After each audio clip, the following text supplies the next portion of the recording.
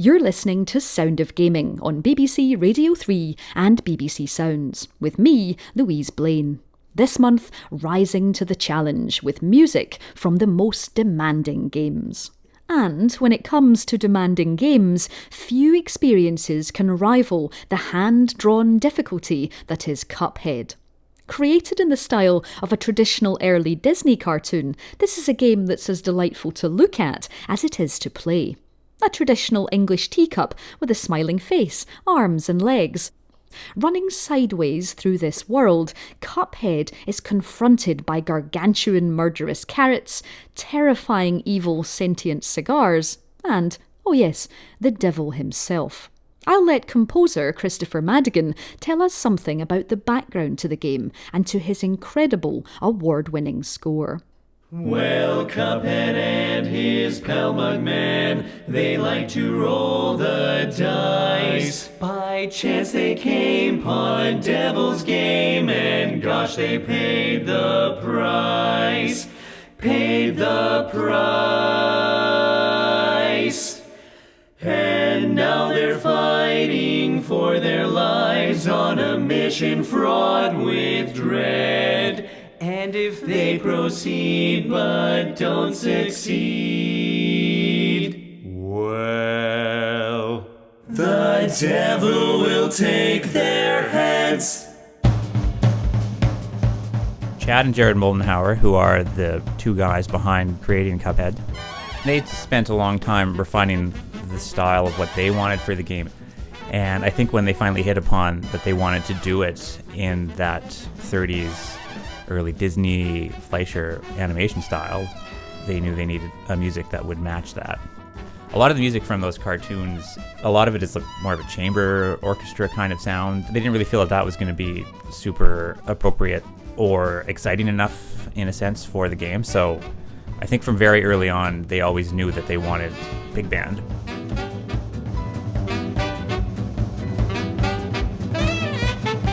Musically, it's quite different, not just stylistically, but in terms of technical application within the game. It's different than a lot of video games. The music itself doesn't loop and then layer as you progress. It doesn't really react to the player. I wanted to create music that had its own sense of forward momentum and built the way any normal tune builds and progresses. The music propelling itself forward is also going to help propel the fight forward. And it was important to me to write tunes.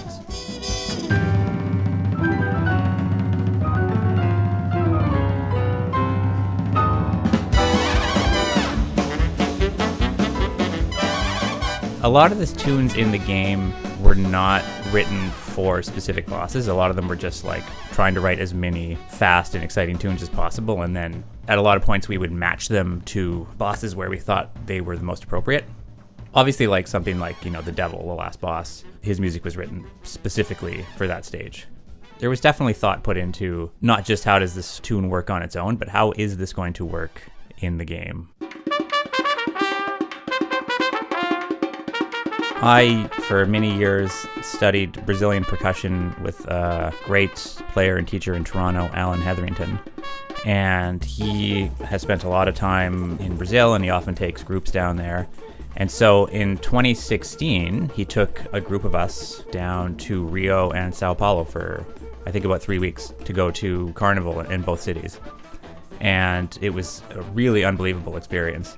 That was kind of when we were planning the recording sessions and dates for the first game. And I had mentioned to him, I'm doing this thing. We need to hire some players. Is there anyone you would really recommend for certain things? And he just said, oh man, you got to write something for me to play on.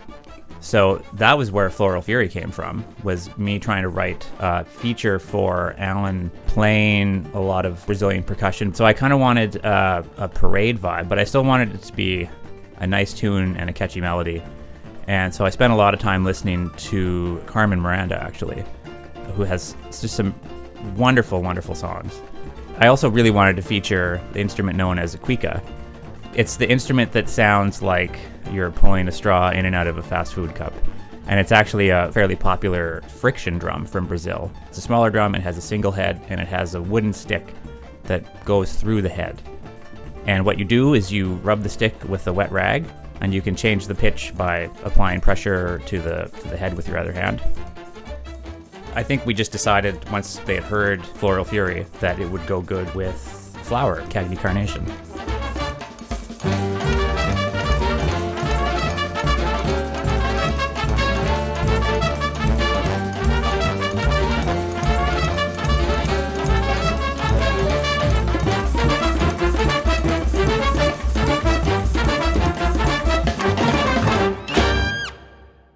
Music from Cuphead by my guest, Kristofer Maddigan. Chris, welcome to Sound of Gaming. Hi, Louise. Thanks for having me. I don't know if I should be angry at you, Chris, because I have heard your music a lot. We're talking about games that are rising to the challenge. Cuphead certainly challenges me. What do you think that challenge of Cuphead is? What's our driving force as we progress? I mean, I think Cuphead is challenging, but it's still an accessible game. The controls are not particularly difficult. You can pick it up and get right into it. What they were trying to do was recapture the feeling of the games that they played when they were growing up. Games like Contra and Gunstar Heroes, boss battle kind of side-scrolling games. Even if it was challenging, there was often a feeling of when you finally got it, you learned something and it was rewarding. So I think that is what keeps people coming back to this. You can spend, as you said earlier, 6 hours on one boss maybe, but every time you do it, you get a little bit closer. You learn a new trick. That's what we love about the best games, isn't it? Is the fact that we realise that quite often we're the problem, not the game. The game's not being unfair. You're just meant to jump and avoid that particular projectile. You then learn as you go. And I do feel like the progression of Cuphead, you constantly have this feeling of progression of, oh, just one more bit, if I can just get to that next time. And I think bringing that into the music, obviously the score's very energetic. It's very fast paced. How do you think that works with the gameplay? In a lot of ways, having multiple stages is very similar to standard song form. You'll have different sections of the tune. You'll have the intro and then a head melody that maybe repeats a few times. Then you'll have solos. That's maybe a different section of the boss or the form. Then you'll have, maybe a big ensemble figure in the music. Nothing lines up on purpose in the game. If you happen to get to like a different section of the tune right when the boss changes, then that's circumstantial. But ideally, that sense of moving forward, that was something that was considered. But I still wanted the music to sound like standard forms in a lot of ways. That's one of the things that defines certain styles of music. So we're going to listen next to Sugarland Shimmy. Can you tell me a little bit about this track before we listen? I like this tune a lot, and it's not often listed on the fan favorites list of tunes, but I think it's fun. This is actually a tune where I would say the form is a little odd and kind of always mutating a bit, but this tune was one of a handful of tunes on the soundtrack that was inspired by Benny Goodman on clarinet with Lionel Hampton on vibes. I think the clarinet vibraphone combination is such a great sound, and it's really distinctive to those two players. I think there's like 3-ish tunes on the original soundtrack that have the clarinet vibraphone combination, and then also in that mix would be a more Gene Krupa-esque drum part. This was a tune which is inspired by the great big bands of Benny Goodman.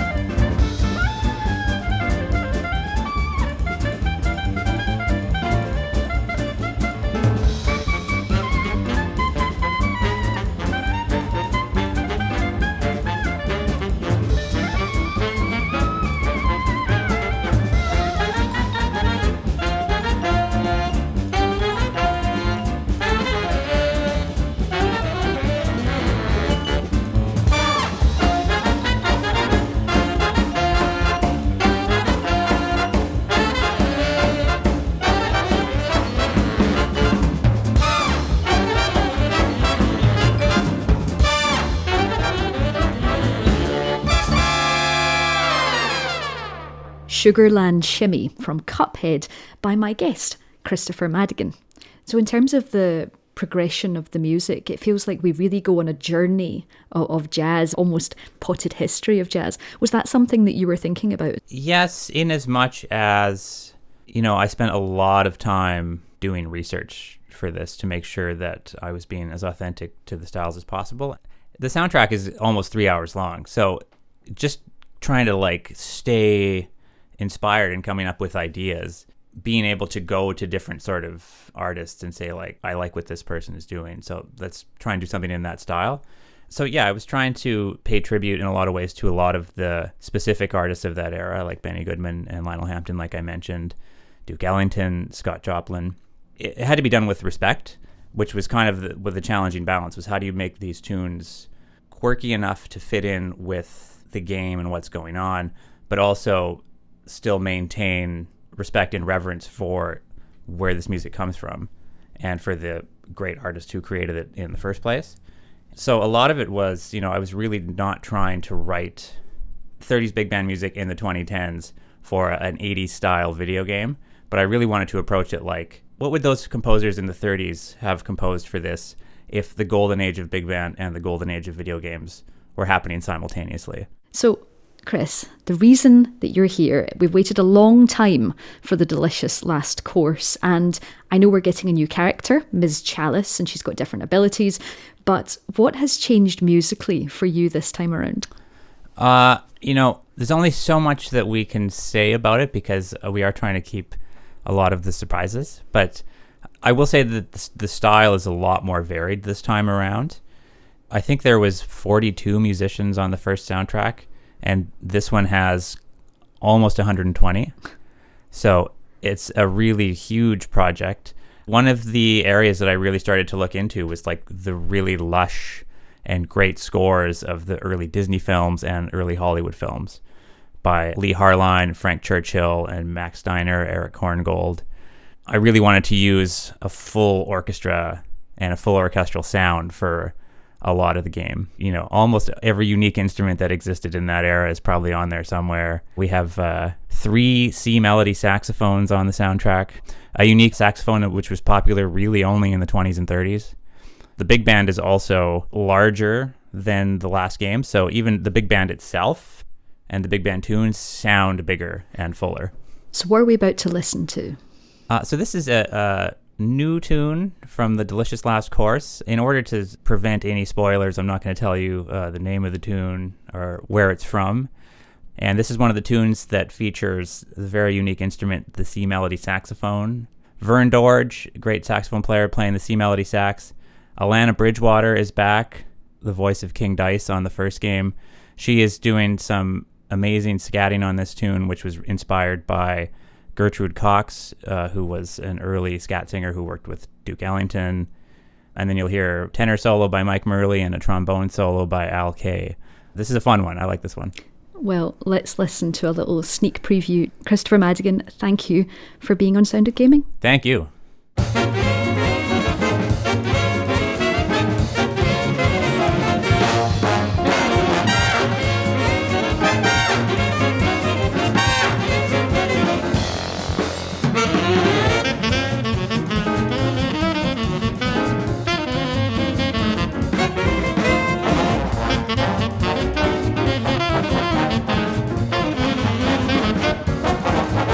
Down, down, down,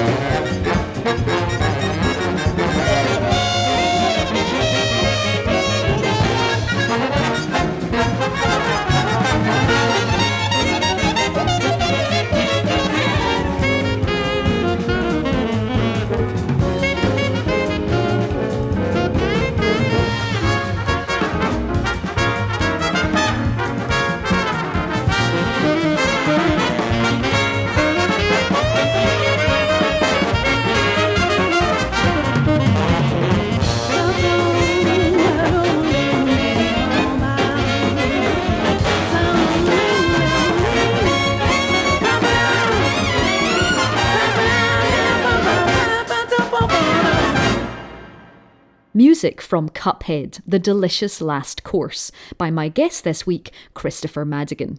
If you want to take on the challenge, it's out on the 30th of June. This is Sound of Gaming on BBC Radio 3 and BBC Sounds, with me, Louise Blaine. This month, questing through the music for games that really set out to challenge us. And we've pulled through so far. Our prize is in sight. But the game I've chosen for my high score has other ideas.